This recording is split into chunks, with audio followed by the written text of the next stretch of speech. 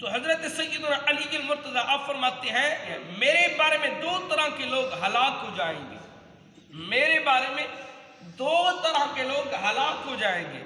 ایک حد سے زیادہ محبت کرنے والے، جو حد سے زیادہ بڑھ جاتے ہیں، جو حد سے زیادہ تجاوز کر جاتے ہیں،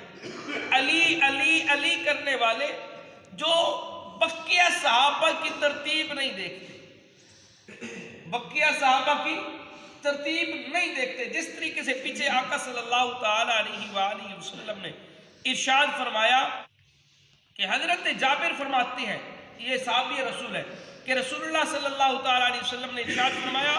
کہ ان اللہ اختار اصحابی علی جمیع العالمین سوى النبیین والمرسلین واختار علی منہم اربعۃ ابا بکر و عمر و عثمان و علی۔ حضرت جابر فرماتے ہیں کہ آقا صلی اللہ تعالی علیہ وسلم نے فرمایا، یعنی اللہ تعالیٰ نے میرے صحابہ کو نبیوں اور رسولوں کے سوا سارے جہانوں پر ترجیح دیتے ہوئے فرمایا، یعنی ترجیح فوقیت دیتے ہوئے فرمایا کہ ان کے بعد نبی اور رسولوں کے بعد سب سے پہلے، نبی اور رسولوں کے بعد سب سے پہلے، نبی اور رسولوں کے بعد سب سے پہلے جو ترجیح دیتے ہوئے پسند فرما لیا، اور ان میں سے خصوصاً میرے 4 صحابہ ہیں۔ اب ادھر حدیث میں نے بیان کی جو علی کی محبت میں حد سے بڑھنے والا ہے، بقیہ صحابہ کو نہیں دیکھتا۔ ادھر حضور علیہ السلام نے فرمایا میرے 4 صحابہ کو اللہ نے پسند فرما لیا ہے، ان میں سے پہلے کا نام ابو بکر ہے، دوسرے کا نام عمر ہے، تیسرے کا نام عثمان ہے، چوتھے کا نام علی المرتضیٰ ہے۔ اب جو صرف علی علی کرتے ہیں تو ان کو ترتیب بھی یاد ہونی چاہیے کہ اللہ کے حبیب علیہ السلام نے ترتیب کیسے بتائی ہے، پہلے ابو بکر، دوسرا عمر، تیسرا عثمان، چوتھا علی المرتضیٰ۔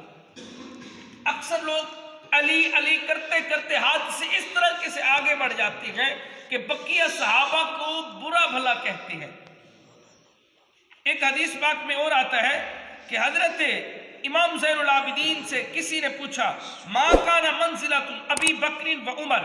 یعنی کہ آقا کی بارگاہ میں عمر و ابو بکر کا مرتبہ کیا تھا،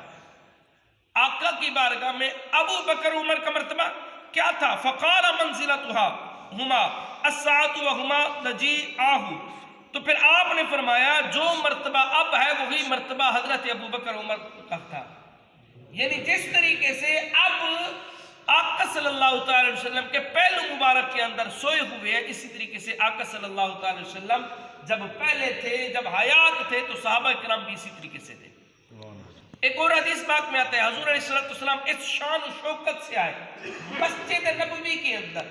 ایک ہاتھ میں ابو بکر تھا، دوسرے ہاتھ میں حضرت عمر بن خطاب تھے، یوں ہاتھ بلند کر کے آقا صلی اللہ تعالی وسلم نے فرمایا اے صحابہ سن لو، یہ جس طریقے سے ہم دنیا میں آ رہے ہیں کہ دائیں ہاتھ میں ابو بکر ہے، بائیں ہاتھ میں عمر بن خطاب ہے، ہم قیامت میں بھی اسی طریقے سے آئیں گے، دائیں ہاتھ میں ابو بکر ہوگا، دوسرے ہاتھ میں عمر بن خطاب ہوگا۔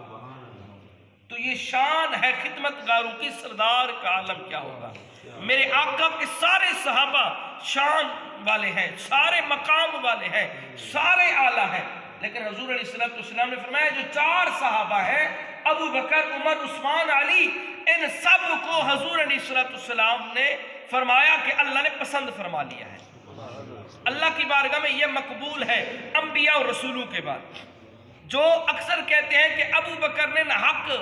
جو ہے حضرت علی کی امامت کو جو ہے لے لیا ہے، اور وہ حدیث سماعت فرما لے، یہ میں نے اپنی طرف سے نہیں بلکہ یہ میں کتاب اور حدیث پاک کی کتاب لے کے بیٹھا ہوں۔ جو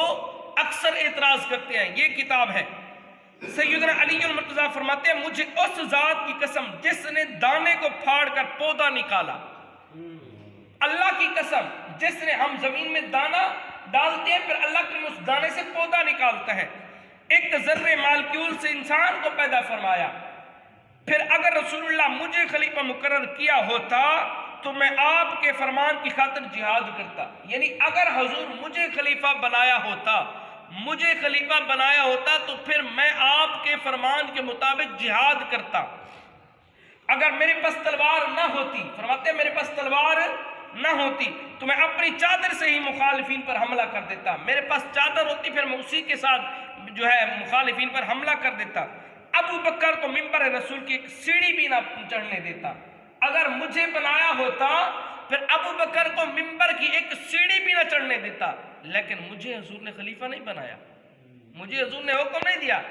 پھر کیا فرماتے ہیں؟ لیکن آپ میرے مرتبے اور ابو بکر کے مرتبے کو خوب سمجھ کر فرما دیا، فرمایا ابو بکر کھڑے ہو جاؤ اور لوگوں کو نماز پڑھاؤ۔ آپ نے مجھے نماز پڑھانے کا حکم نہیں دیا، یعنی آقا صلی اللہ تعالی علیہ وسلم نے ارشاد فرمایا، یہ حکم دیا تھا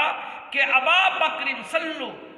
یصلی فی الناس، کہ ابو بکر لوگوں کو نماز پڑھاؤ۔ یہ آقا نے جو فیصلہ فرمایا ہے، یہ حکم دیا تھا تو آقا نے ابو بکر کو دیا تھا، تو میں کون ہوتا ہوں ابو بکر سے آگے بڑھنے والا؟ پھر فرمایا لہذا رسول اللہ جس شخص کو ہمارا دینی لیڈر بنانے والے راضی ہوئے، کہ جس شخص کو ابو بکر کو ہمارا دینی لیڈر مان گئے، بنا گئے کہ آپ کا جو دین کے معاملے میں ابو بکر کا پہلا نمبر ہے، تو ہم دنیاوی لیڈر کیسے نہ مانیں؟ جب دینی لیڈر آقا بنا کے گئے تو ہم دنیاوی لیڈر کیسے نہ مانیں؟ ایک آخری حدیث، حضرت سیدنا علی المرتضیٰ فرماتے ہیں لا اجد احدا فضلنی علی ابا بکر و عمر الا جلدته حد المفتری، یعنی میں جسے پاؤں گا کہ مجھے ابو بکر و عمر سے افضل کہتا ہے۔ اب علی خود فرما رہے ہیں، حضرت علی المرتضیٰ فرماتے ہیں جسے میں نے پایا کہ وہ مجھے ابو بکر و عمر سے افضل سمجھتا ہے، اعلیٰ سمجھتا ہے، افضلیت دیتا ہے، افضل مقام دیتا ہے، کن سے؟ ابو بکر عمر سے۔ پھر آپ فرماتے ہیں میں اس کے لیے کیا کروں گا؟ فرماتے ہیں اسے الزام تراشی کی سزا کے طور پر 80 کوڑے ماروں گا۔ جو الزام تلاشی کرے گا، جو کہے گا علی بڑھ کر ہے، علی سب سے اعلیٰ ہے، علی سب سے افضل ہے، علی سب سے مقام والا ہے، آپ فرماتے ہیں جو یہ الزام تراشی کرے گا، ابو بکر عمر سے بڑھ کر مجھے مرتبہ دے گا، مقام دے گا، افضلیت دے گا، تو میں اس کو 80 کوڑے ماروں گا۔ تو اب یہ دیکھ لیں علی المرتضیٰ کا خود بیان ہے، اگر کسی نے مجھے بھی ابو بکر سے زیادہ افضل جانا، نہیں بلکہ ابو بکر افضل ہے، پھر عمر ہے، پھر عثمان ہے، چوتھے نمبر پہ میں ہوں۔ تو یہ آقا کا فرمان بھی ہے۔ یہ تھی حضرت علی المرتضیٰ اور صحابہ کے جو ہے بارے میں کچھ احادیث مبارکہ۔ برحال صحابہ وہ صحابہ تھے، صحابہ وہ صحابہ تھے، ہر صبح جن کی عید ہوتی تھی، خدا کا فضل ہوتا تھا، نبی کی دید ہوتی